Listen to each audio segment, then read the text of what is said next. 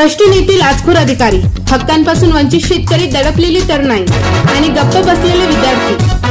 पण आता आवाज उठवणार, प्रश्न विचारले जाणार आणि सत्य समोर येणार। हे आहे सह्याद्री माझा, बातमी नाही, ही आहे जनतेची लढाई।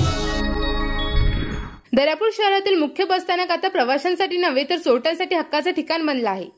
दिवसेंदिवस येथे चोरांचे प्रमाण वाढत असून प्रवाशांचे मोबाईल, पर्स, अगदी बॅगाही कुठे गायब होतात हे कोणाला समजत नाही। विशेष म्हणजे एवढं गर्दीचं आणि महत्त्वाचं स्थानक असूनही इथे एकही सीसीटीव्ही कॅमेरा बसवलेला नाही। त्यामुळे चोरटे निर्धास्तपणे आपली ड्युटी बजावत आहेत आणि प्रशासन मात्र कानावर हात ठेवून झोपेत आहे।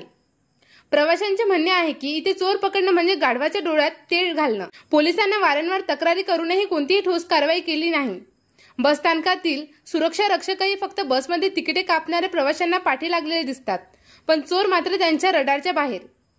सर्वात धक्कादायक गोष्ट म्हणजे कोणत्याही चोरीचं फुटेज मिळवणं अशक्य आहे, कारण सीसीटीव्ही यंत्रणाच अस्तित्वात नाही।